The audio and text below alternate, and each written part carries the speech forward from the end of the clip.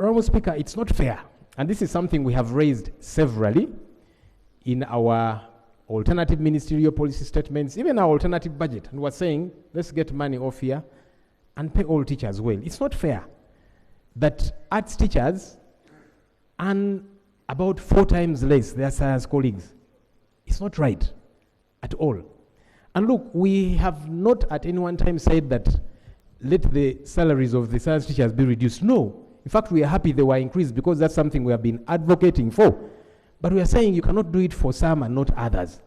These are all teachers, qualified at same levels, degree, same level, diploma. But for this disparity here, where they do the same workload, same qualifications and so on, it is wrong, right, Honorable Speaker. Honorable Speaker, head teachers who studied arts earn way less than the science teachers whom they supervise. How can this be right? How do you expect a head teacher who is not well remunerated to supervise people who are earning better than him or her? How does that happen? That's a management crisis that we are creating, right, Honorable Speaker. Honorable Speaker, here is another interesting concern. In the Auditor General's report for the audit year ended 2024, and I'd like to encourage colleagues to read these audit reports. Science teachers' pension, after science teachers retire, their pension on a monthly basis is twice the net pay of serving arts teachers. This is totally unacceptable. That somebody retires and the pension they're earning on a monthly basis is higher than somebody who is still working. This is wrong. We need to do something quickly about it as I wrap up and take that. Honorable Speaker, government should not intimidate these arts teachers. I know in their engagements, sometimes when civil servants are on strike, government will try and intimidate them, get back to work, otherwise we'll fire you and so on. Please don't intimidate these arts teachers. Pay them well, just like you're paying the science teachers. Finally, right, Honorable Speaker, this government is run by people who qualified in the arts. Majority of those who are running it. The current occupant of State House did an arts degree in Dar es Salaam. The Vice President did an arts degree at Makerere University, first qualification. The Speaker of Parliament, her first qualification was an arts degree from Makerere University. The Chief Justice did a law degree, which is an arts degree. The Right Honorable Deputy Speaker of Parliament, your first qualification, sir, was a Bachelor of Arts in Social Sciences, before you added other things. They are saying even the LOP. Yes. As a lawyer, I did arts. Of course, I did other things before. The Prime Minister, I don't know what she studied. But the point, right, Honorable Speaker, is how can we be victimizing arts teachers and yet we are running the country and yet we qualified in arts? It is a wrong signal. It's a wrong message that we are sending out there. I see young people here. But LOP. Yes, sir.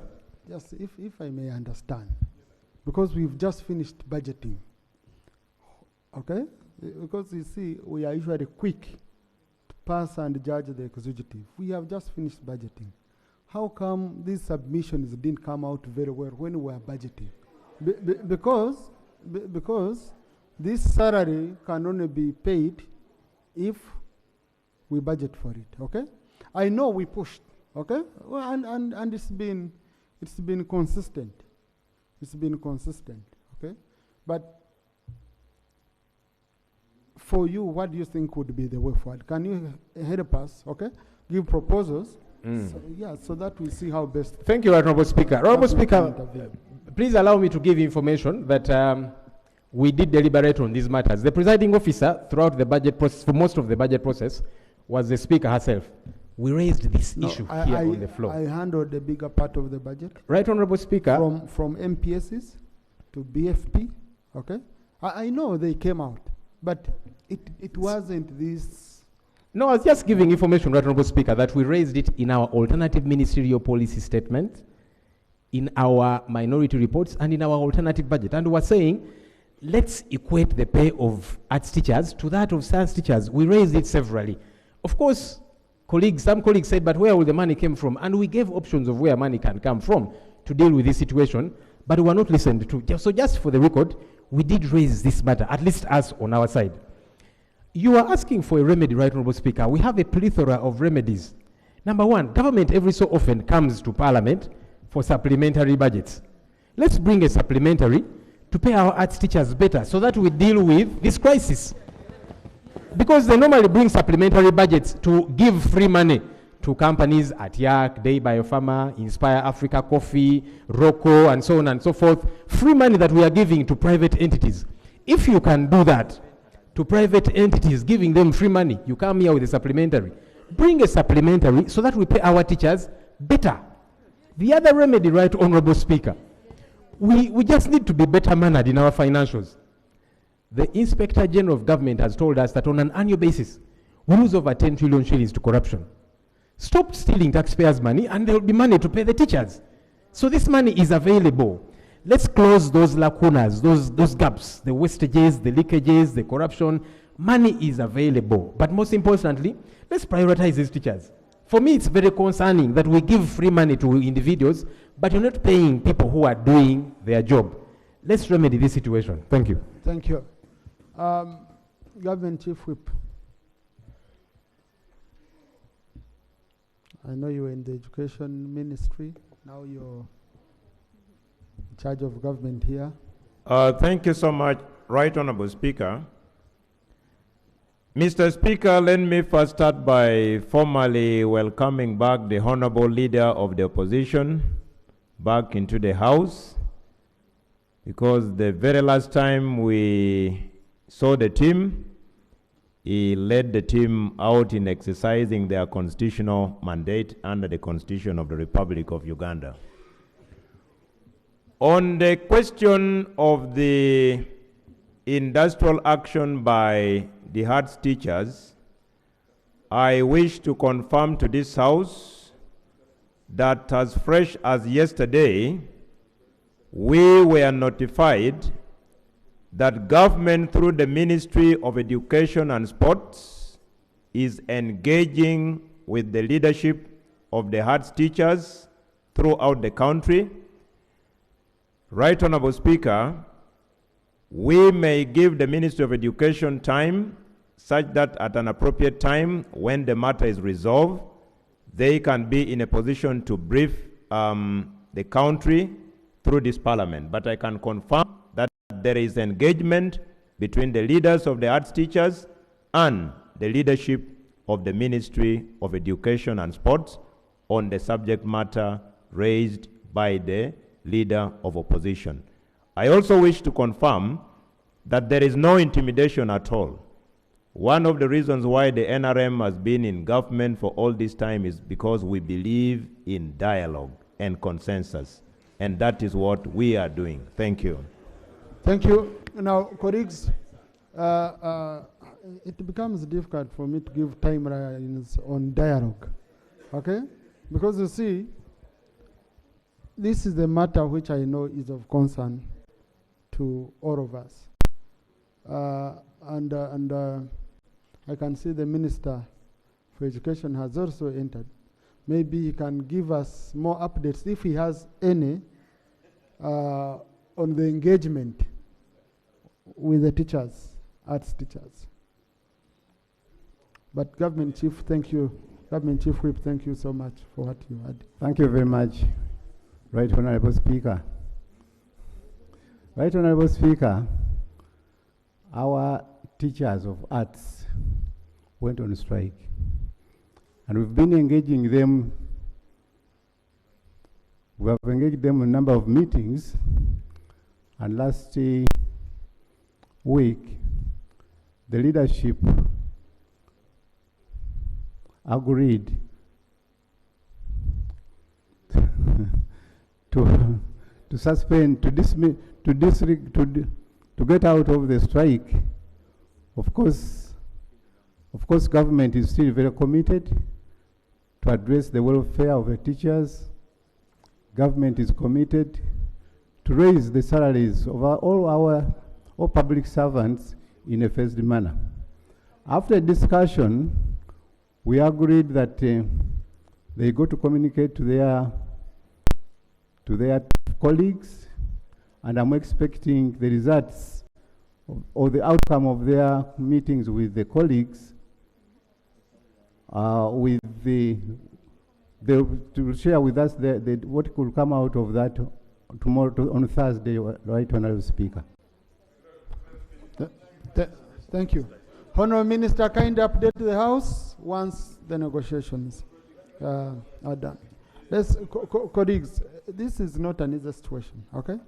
Yes, it's not an easy situation. So since the ministry is engaging, and the really LOP submitted very well, and has given us a good, I think, an exciting timeline, in which we can check, which is Thursday next week. No, the minister is upright. No, the minister is the one engaging. We don't know what they've discussed in the room. Okay? Honorable. Thank you, Right Honorable Speaker. Right Honorable Speaker, I have a concern, and I'm actually representing my constituents on this. I would like to ask the government chief whip to get in touch with government to brief us on the issue of Barado eviction in northern Uganda. Would like to understand the details behind the eviction, because there are those who are, yes, there are those who are not there legally, but there are those who are claiming that actually they got legal ownership of where they are staying and all that. I think it would be proper for government to brief us on that. Thank you, Mr. Speaker. He said for the sake of his constituents. Okay? Government Chief Whip, do you want to comment anything on that? Or you will update us when you're ready? You talk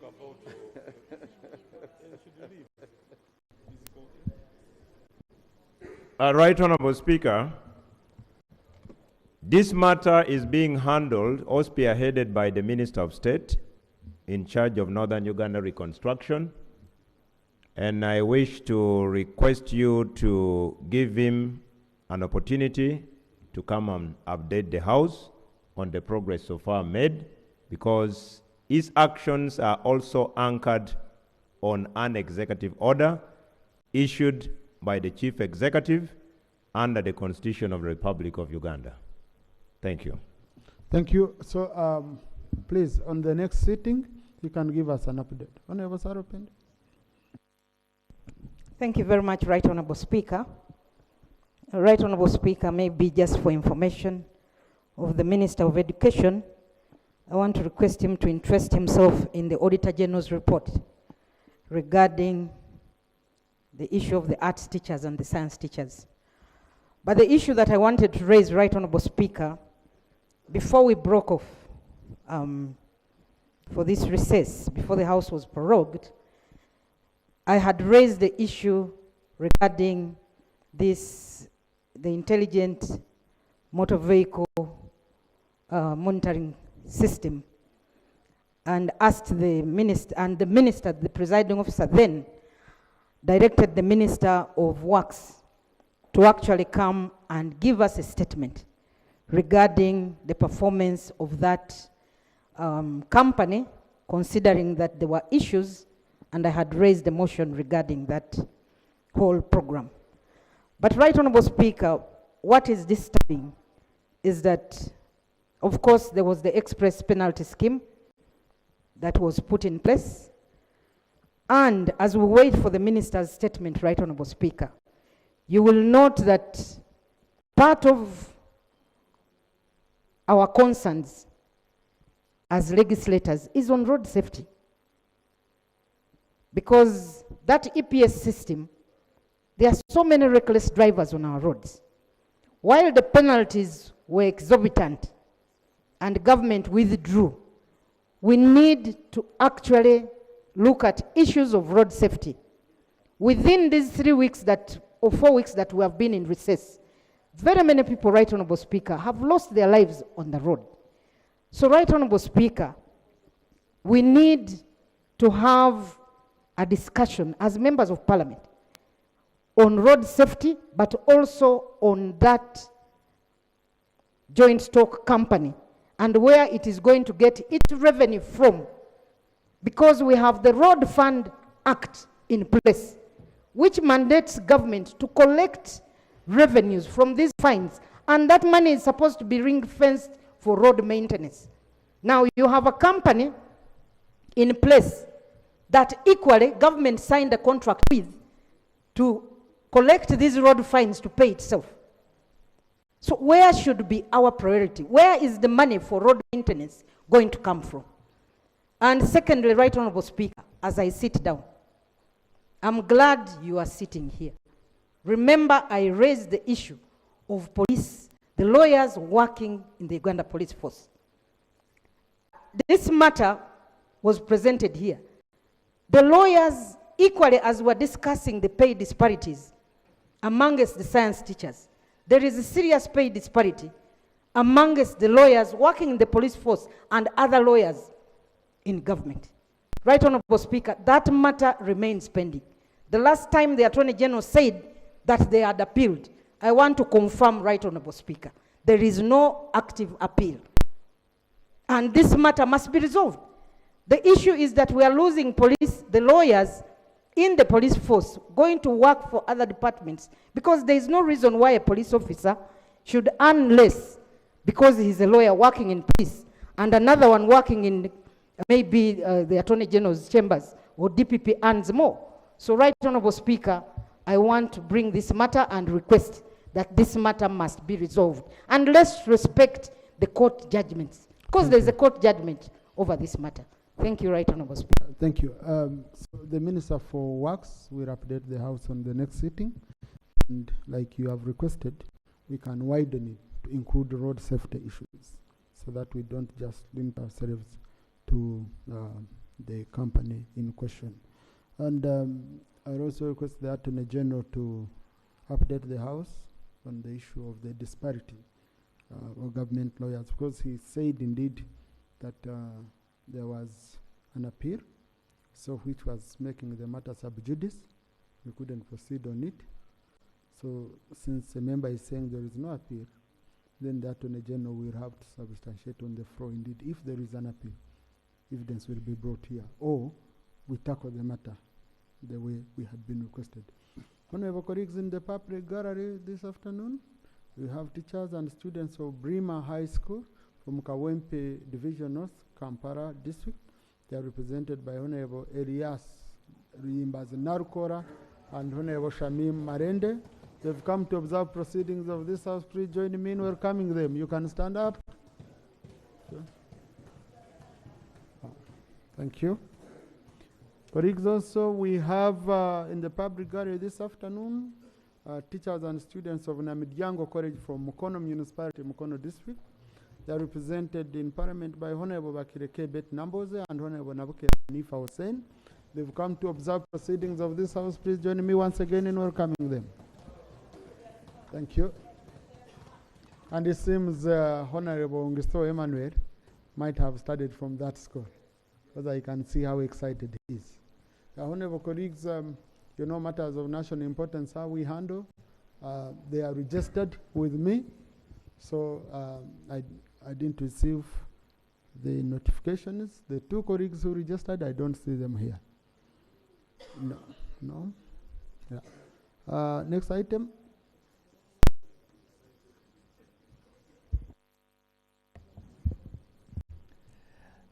Item 3 on the order paper, laying of papers. 1, the land annual nominal ground rent amendment regulations 2025. Honourable Minister for Lands. Thank you, Right Honourable Speaker. Right Honourable Speaker, I beg to lay the land annual nominal ground rent amendment regulations 2025. Right Honourable Speaker, I beg to lay. Thank you, Honourable colleagues. This is for information purposes. They'll be put in the library for anyone who would want to access them. Item 3.2, the proposal to borrow euros 183,309,847 and 16 cents from Standard Chartered Bank and Uganda shillings 120 million 120 billion 395 million 249,259 shillings from the domestic market, that is 6 months treasury bill for finance the strategic towns water supply and sanitation project phase 2 STWSSP-2. Honorable colleague, the Minister of Finance informed me that the government chief whip is going to stand in for him. Honorable Government Chief Whip.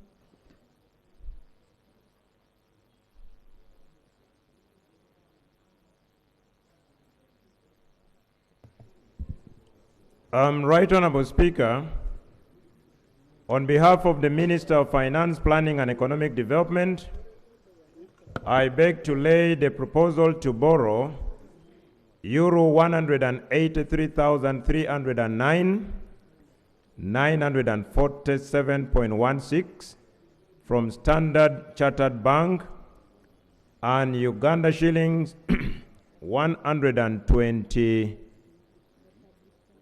billion 395 249 259 from the domestic market, 6 months treasury bill for financing the strategic towns water supply and sanitation project phase 2.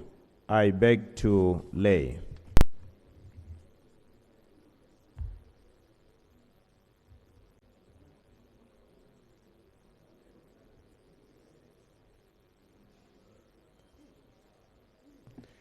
The proposal is referred to the Committee on National Economy for consideration and reporting back to the House as stipulated in our rules of procedure.